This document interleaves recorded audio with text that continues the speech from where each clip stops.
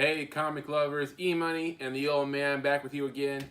So, as you can see, still no Thor, but we're hoping to have him. We're hoping we have him back with us in maybe a week, maybe 2 weeks at the most. Hopefully, he'll be back with us, and he can join us for our segments once again. So today we are continuing our series on the history of comic books. This time, part 3, the Atomic Age, the time from 1948 to 1955. A lot of stuff. A lot of people don't agree with our ages. I mean, how we broke it down. Mm-hmm. But we needed to get to a little bit smaller areas because, there's so much to cover that if we cut it down a little bit, it'll work, which, Yeah. Anyway, it's our video. If we want to say the Atomic Age was 48 to 55, then that's what we're going to say. Mm-hmm. A lot of stuff going on at this time, so we're going to cover as much of it as we can. All right, so duck under your desk and brace, kids. This is Back Issues.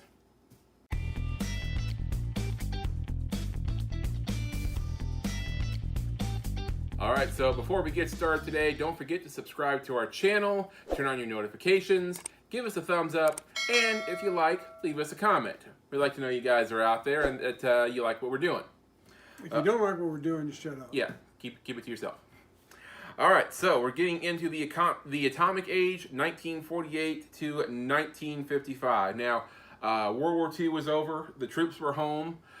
People were trying to adjust to a post-war life, but that came with a list of new problems for the country and for people in general. So take it from there.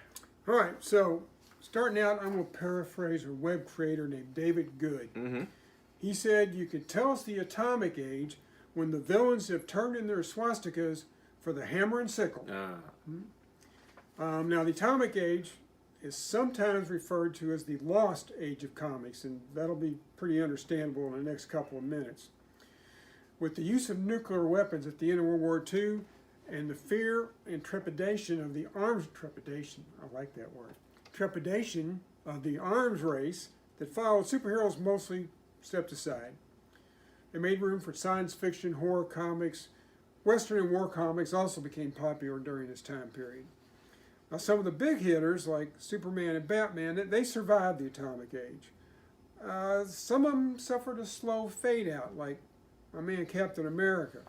His book, Captain America Comics, became Captain America's Weird Tales and was slowly replaced with horror stories. I mean, it seems like an odd combination, horror stuff and Captain America. Well, he didn't last long. Okay. He was the lead story for a very short amount of time, and he was followed by 4 or 5 horror stories. So Captain America wasn't inserted into the Weird Tales, it was Captain America's story, Weird Tales story. But soon it was just Weird Tales. Okay. And he even dropped the name Captain America off, and it just became Weird Tales. All right, gotcha. So then in 1948, All America Comics would phase out Green Lantern with issue number 103 and change the name to All American Western. That seems like a weird transition. The Human Torch fell out of Marvel Mystery Comics. The name was changed to Marvel Tales with number 93, and it became Horror Monster Comics. Okay, and a lot of you are familiar with that. It's a comic that reprints old Amazing Spider-Man stories. That was way down the road. All right, so let's break it down by subject. Let's start Westerns. All right, 40 saw a lot of new titles. 48 would be a huge year for Westerns. The Lone Ranger came out. Now, Dell Comics had been publishing, they had a title called Four Colors, which was basically just any kind of comic book they wanted to do, mostly licensed stuff. Like they might do Donald Duck one month, next month it would be the Andy Griffith Show. Then you would have Western, Lone Ranger, let's say. And then you might have Beetle Bailey. I mean, whatever, just it was different every month. So they've been doing some Lone Ranger comics, but in 1948, they started the Lone Ranger at number 1. Did the same thing with Roy Rogers. They've been doing the sporadic Roy Rogers comic, but bam, number 1 came out in 1948. I mean, this era saw the rise of, or the beginning of the rise of a Western TV shows. Yeah. So, television was starting up in general during this time, and one of the first big genres that come out of television were westerns. Oh, and by the late 50s, if you turned on NBC or CBS, which was your only choices, during prime time, if there wasn't a Western on one channel, you could flip the channel and I guarantee there was one on the next channel. I mean, nowadays you're doing good to get one Western a season out there. Yep. But I miss them too. Yeah. So during this time, of course, it's natural that comic books would follow suit. So in 1948, DC Comics, they got to get on the bandwagon. They put out one called Western Comics. Now, Western Comics is a little bit different because they used real people mixed with fictional characters. I mean, you had Jesse James, Billy the Kid, Bat Masterson. They had their stories, but then they would throw in some unknown. Okay. Marvel, they did their thing. They published Two Gun Kid and Kid Code Outlaw.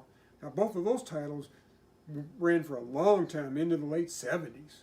I mean, I used to read those all the time. All right, so now we're going to jump over to science fiction comics. It was a natural procession to go into science fiction after the war years. I mean, space travel was exciting and promising for readers looking at the stars for the future. One of my favorites was Strange Adventures, which started in 1950. Now, keep in mind, I was born in 55, so by that time it wasn't easy to find Strange Adventures except for the new issues coming out. 51, DC came out with Mystery in Space and House of Mystery. Marvel did Strange Tales in 51 and Journey into Mystery in 52. Now, some of y'all may know that both of those comics did superheroes, but it wasn't until later. They started out doing science fiction stuff. And this was very popular because post-war years gave rise to the space race, Sputnik, and people were looking to the stars, and all the kids, they wanted to be astronauts. Well, it all started with the ability to create nuclear weapons. I mean, that was the big science fiction push. That's what got everybody in the space race was, wow, look what we can do. But anyway, speaking of the war, let's jump over to war comics. The U.S. got into Korea in 1950. So comic books were destined to follow that. They had EC put out Two-Fisted Tales in 1950 and Frontline Combat in 1951. Other publishers did their thing, but DC put out Our Army at War in 1952. Now that's probably my favorite war comic because it would eventually introduce Sergeant Rock and the Combat Happy Joes of Easy Company. Loved those stories, loved them. Joe Kubert was doing the artwork on those. All right, skip into horror. Now this is where we'll eventually get into trouble here, but go on. Yeah, the horror and crime stories, it bit them in the foot. So, first major horror title was probably in 1948 with Adventures into the Unknown, published by the American Comics Group. A lot of horror titles were popular, like Marvel Tales that I already mentioned. DC put out House of Mystery in 51, and in 52, Weird Horrors came out by St. John Publishing. Avon Periodicals put out Eerie in 1951. That's not the Eerie that Warren magazines did later, but it was a comic book. And there was more. I mean, I'm not going to list off every horror comic because there was tons of them. But no discussion of horror comics is complete unless you bring up the trifecta of horror comic books. And these were published by EC. All three of them came out in 1950. Tales from the Crypt, which was previously called The Crypt of Terror, and several other things before that. The Haunt of Fear, which was previously titled Gunfighter. And The Vault of Horror, which was previously War Against Crime.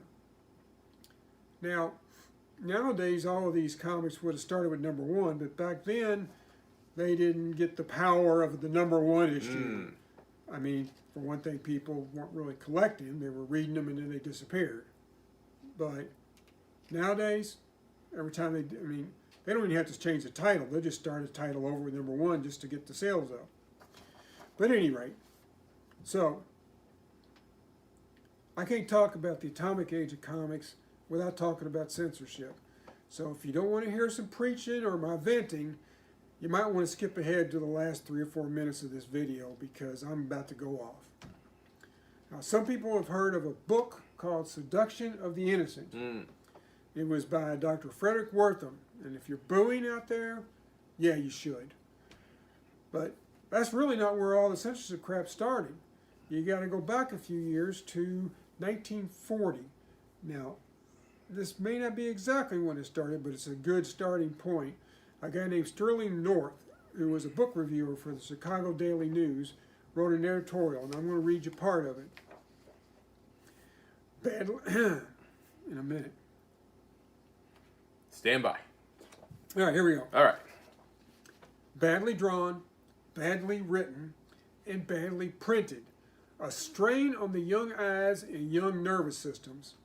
The effects of these pulp paper nightmares is that of a violent stimulant. Their crude blacks and reds spoils a child's natural sense of color. Their hypodermic injection of sex and murder make the child impatient with better, though quieter stories.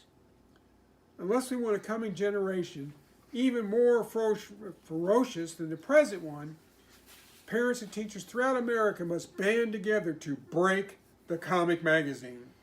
I mean, if you had that kind of logic, wouldn't television in black and white be a worse strain on a young mind than, colors in a comic book? Well, I won't pretend to understand what these people are thinking, but you know how I feel about censorship. Mm. All right, so during the 40s, crimes by juvenile was on the rise, and some of these crimes were sensational, and people wanted to know what was causing it. Local newspapers, of course, the media is always going to jump on anything exciting. They started to print stories about the evils of comic books and how they affected young readers. So things gradually heated up, and then in 1947, Maria Manns published an anti-comic book article in the New Republic magazine. This is one of the first times this subject got national coverage. So then in 1948, a big year for everybody who was against comic books. In March, ABC Radio aired a program called What's Wrong with Comics. The show preached the unwholesomeness of comics and got a huge response for that time of 6,000 letters. Now, that might not sound like a lot nowadays, but in 1948, that was a crap load. Mm-hmm. I mean, I could see the guy in the mailroom going, what am I going to do? Just totally freaking out. Well, the show got so much attention that there were reports done about the show in Newsweek and another national publication called the Saturday Review of Literature. Then, also in 1948, here comes old Doc, Dr. Frederick Wortham. No, not yet with Seduction of the Innocent, not yet. He shows up with a symposium held in New York called The Psychopathology of Comic Books. Wortham would blame comic books for the usual influence toward criminal activities, but would also state that they were abnormally sexually aggressive. Can't help but wonder if Dr. Wortham had some horrible experience with comic books as a kid, and I don't know. he set off on some lifelong goal to destroy comic books after that. It was lifelong, all right. So, reports from the symposium were published in several national magazines, and all these reports called for legislation against the entire comic book industry. Wortham also had an interview published in Collier's magazine. It was called Horror in the Nursery. In this interview, Wortham stated, and I quote, "The number of good comics is not worth discussing, but the great number that masquerade as good certainly deserve close scrutiny." All right, so several years go by, the local and state politicians get in the act, comic book publishers keep invoking the First Amendment. We have freedom of speech, but parents and the politicians, they don't give a damn. I mean, it's comic book industry. And local ordinances came out that did ban comic books in local areas, and there was comic book burnings. Wouldn't you have liked to saved a few boxes of that? Mm-hmm. Yeah. Meanwhile, to defend themselves, the comic publishers formed the Association of Comic Magazine Publishers. This was a group of publishers that got together and they made a formal list they could go by, rules and regulations on what they could publish. Now, DC and Dell opted out. Well, because they were spotless. The stuff they were putting out wasn't damning. Mm-hmm. So they didn't bother with it. And then some of the members had disagreements over parts of the approval guidelines, and they quit the organization. So the ACMP was dissolved because basically it had no power of authority. Mm. Then in 1950, the feds get involved. A Senate Special Committee was already investigating organized crime, and part of this investigation was looking into what effects crime comics might have on juvenile delinquency. Now, they were looking at organized crime. So That was somehow a branch of organized crime. So the mobsters were involved in comic books, or they were Right. taking their cues from comic books. Hey, you know. Okay. At any rate, kids that had been arrested for various crimes started blaming comic books. I mean, oh, you arrested me. I saw in the comic book it was okay there. So, Same way that parents blame video games for what their kids do now. this was the kids. The kids were saying, comic books made me do it. Well, sure, if it got them out of it. And it did. The courts were sympathetic. Mm. These comic books made these kids commit these crimes, so well, we need to feel sorry for them. I mean, imagine it's just kids not worth a damn, you know. So that same year, the feds got a hold of good old Dr. Wortham, got him to help them create a questionnaire for anybody working with juvenile delinquents and anybody in the comic book industry. There were 7 questions. I could not find those 7 questions. I would love to see what they were. This went out to shrinks, social workers, cops, judges, any organization interested in laying low the comic book industry, the comic book publishers, and the comic book creators. Well, this kind of backfired. Didn't work out for Wortham and the feds because 70% of the results said that banning comic books had 0 effect on juvenile delinquency. 60% felt that there was no relationship between comic books and crime whatsoever. So that didn't work. Well, the politicians and crusaders knew this wasn't going to get them anywhere. So they switched their target away from the people that were involved with juvenile crime to a group of people that used emotions instead of facts and figures to make their decisions. The parents. So in 1954, Dr. Wortham published, yep, you knew it was coming, Seduction of the Innocent. Wortham blamed crime comics for all the evil committed by young people. Unfortunately, Wortham considered anything except funny animal comics to be crime comics. He felt comic books were causing kids to become fascists, rapists, sadists, racists, and homosexuals. From comic books. I mean, in doing his research on this book, Seduction of the Innocent, Wortham interviewed juvenile delinquents. Only juvenile delinquents. So, of course, well, let's face it, a high number of all kids read comic books back then, and a high number of these juvenile delinquents did. He didn't bother to interview the 98% of people of kids that read comic books but didn't commit crimes. That was irrelevant. Now, he didn't submit or publish any of his research so that it could be looked over by his peers. No, he went straight for his target audience, once again, the parents. Now, he influenced the parents to pressure government to ban all comic books from being displayed and to only sell them for anyone over 15 years of age, only to adults. In spite of these restrictions he wanted to start, Wortham adamantly said he was not restricting free speech. I mean, to me, by definition, that's what he's doing.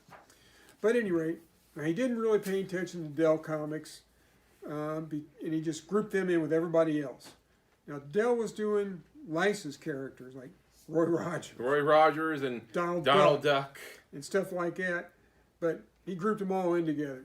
Even though Dell was responsible for the sales of almost half of all comic books back then.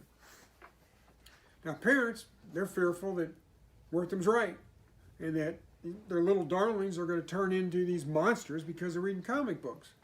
So they started boycotting comic books. There was more comic book burnings, and the government pressured into reacting again. So this time there was a gentleman named Senator Estes Kefauver.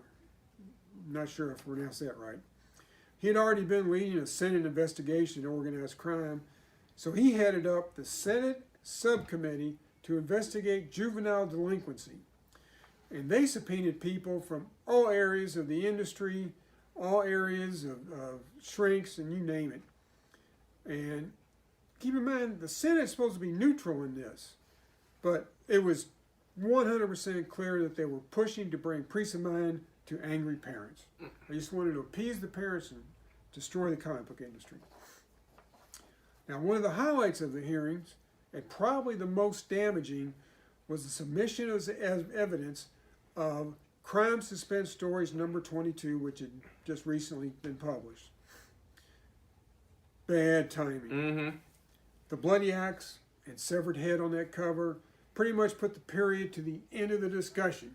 Horrible time. Yep. So the comic book industry had to react or basically give up the ghost. That they were going to be forced into throwing in the towel if they didn't do something. So the Comic Magazine Association of America was formed. And they created the Comics Code Authority on October 26th of 1954. Now, this association, and I'm not real sure who was on the association, but I'm betting it wasn't a whole lot of comic book creators. They would get copies of all comic books that were about to be published, and if they deemed it acceptable, publishers were allowed to put the Comics Code, will stamp in most of them in the top right corner, on the cover of the comic. This showed parents that the comic book was safe. But if your comic didn't have the stamp, usually the distributors and the newsstands, wherever, they would just return your comic book because they weren't going to take a chance on making the parents mad, and they just returned them. Can you imagine putting that work into that issue on the artwork and the writing, and Printing. you know, they just send it back to you saying no. I mean, I don't know what they did with those. Once again, I'd like to have them. Mm-hmm. But I assume they were destroyed. Now, of all the 27 publishers, only 3 of them didn't bow to the code. And that was Dell. Which was the cleanest one. It's so ironic. Well, so was Classics Illustrated. Mm-hmm. I mean, you've read a few Classics Illustrated. It's just history. Mm-hmm. I mean, there's nothing even close to being a problem. And EC, the worst one of the lot, they held out. William Gaines, the owner of DC, EC, not DC, no, EC, soon just found out that he didn't have a choice because he couldn't sell anything. Everything he put out got sent right back. So eventually he kowtowed and took the knee, and he joined the organization and tried to get the code put on his comic books. Of course, he toned them down a lot, quite a bit, and then he found out that that didn't matter because the industry wanted a scapegoat. His company, EC Comics, being, let's face it, the worst offender that got him here, was their scapegoat, and they were out to destroy him.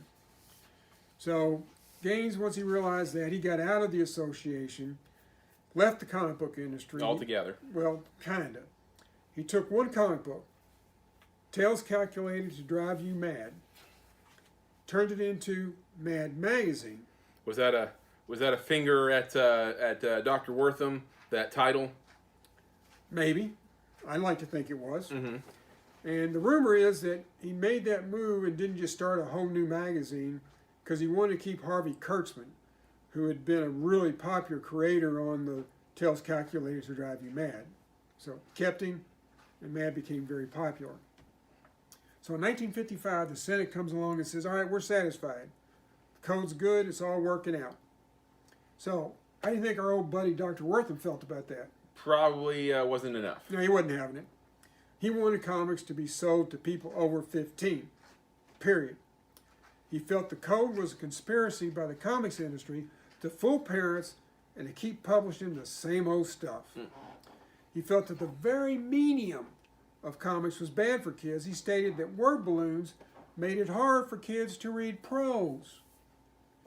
I don't know how, but whatever. In 1955, he wrote an article called "It's Still Murder: What Parents Don't Know About Comics." I'm going to read you a quote. The most important harm done by comic books is in the field of reading. They interfere with the elementary mechanisms of learning to read and with the acquisition of the essential perceptual techniques. Children do not think of reading a comic book as they might read a book. They look at a comic.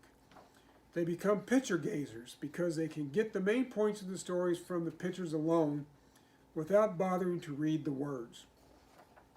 The damage may show up years later in the disinclination or inability to read a whole book from beginning to end. What right do we have to deprive a whole generation of children from the wholesome influence that comes from reading good literature? Now, EMoney, how did the old man learn how to read? Reading comic books. That's right. Do I read books? Yes, you do. Do I read a lot of books? A lot of books. A crap load of books. So, to Dr. Wortham, I say, nothing good. So, Wortham continued to rave against comic books. He wrote 2 more books and was on several talk shows blasting comic books. Years later, in 1973, that's how long this nut job pursued this. He got invited to the New York Comic Art Convention. Now, he thought this would be a good place where he could meet like-minded fans of his work. And I kind of feel like the convention might have led him to believe this somehow. I mean, the name of the convention didn't tip you off? Hey, all I know is... Hostile territory? It's a trap. Yeah. But instead of those friendly fans, he was heckled and booed off the stage. Now, this guy would die in 1981 at the age of 86, never having succeeded in having comic books banned for people under 15. Sad face. Now, I would like to have met the guy. And then when I helped him back up off the ground, I would explain that the code had zero effect on juvenile delinquency. The crime rates in the 60s and 70s just kept going up and had nothing to, and watering comic books down didn't help a bit. Whatever caused the increase in crime had nothing to do with comic books. Then I'd put him back down on the ground. So, that got my blood boiling so hot I knocked Captain America down. But at any rate, that's about it for the Atomic Age. All right, so there you have it. All right, so next week we're going to be continuing our series of the history of comic books with the Silver Age. And a lot of cool stuff in this time. And this was like your... That's me. Yeah, that's your time getting into comic books. A lot of cool stuff coming out of Marvel at this time. We're going to be covering all that next week. All right, so normally we would go up to the garage, but you know, why bother? Thor's not here, so let's do the transition and get to quizzing the old man. All right. All right, it's time for our Stump the Old Man segment. Now, last week I did an all Golden Age version of Stump the Old Man. This week, I couldn't find a lot of questions related to the Atomic Age, but I did find one. I mean, it's not necessarily what you were talking about earlier, but it Of course did, not. You're not going to ask me questions about something I just researched. No. But, you know, it did happen during the Atomic Age. So, number one, you know, best 2 out of 3 here. What witch first appeared in Casper the Friendly Ghost in issue number 20? Gotcha. Wendy, the good little witch. Oh, okay. She wore all red. See, some people might have said Sabrina, but I think she came a lot later, right? A lot later. Okay. First appearing in May 1954, Casper met and befriended her after stopping a battle between the witches and the ghosts. After a few more guest appearances, she received her own title, Wendy the Good Little Witch, in 1960. All right, so 1 for 1. All right, number 2. Captain Leonard Mckenzie fathered what superhero?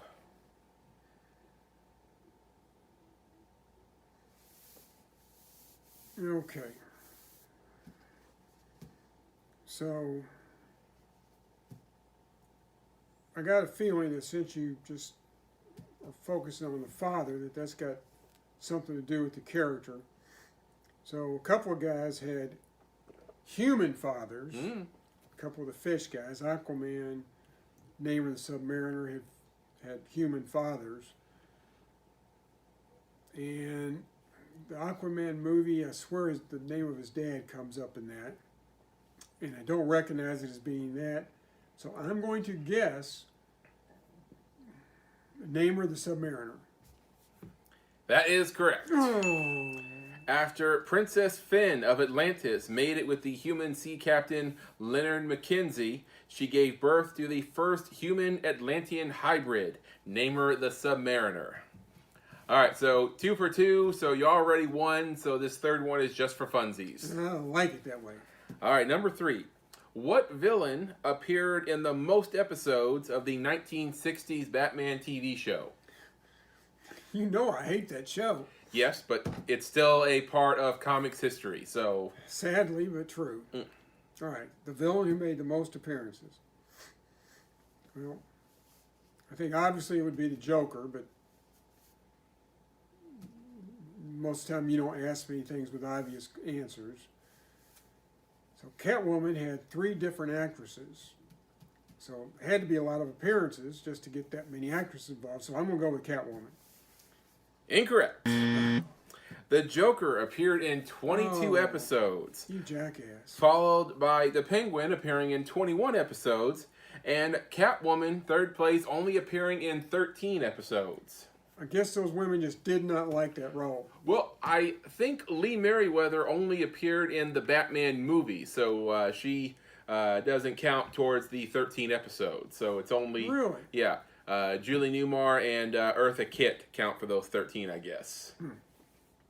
All right, so there you have it. 2 out of 3, so the old man wins this round.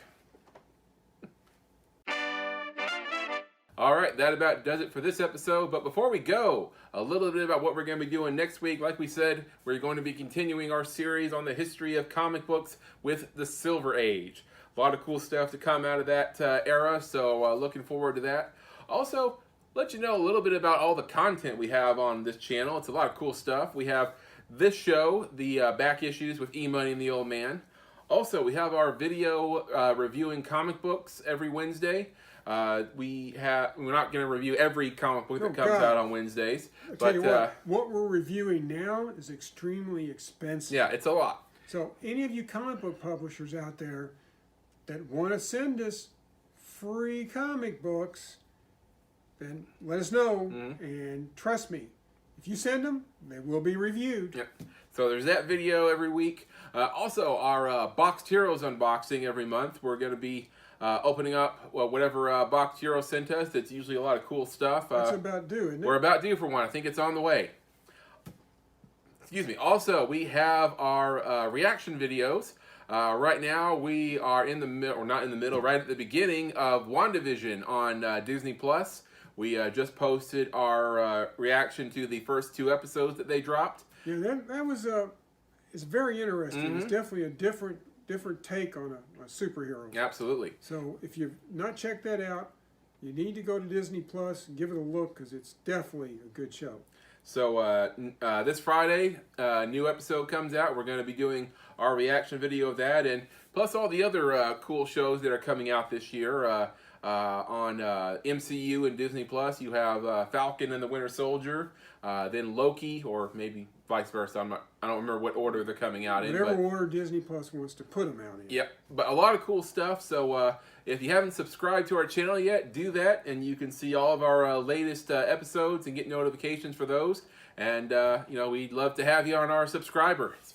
All right, so see you guys next week for back issues, and also later this week for all of our other videos. So tune back in. See you soon.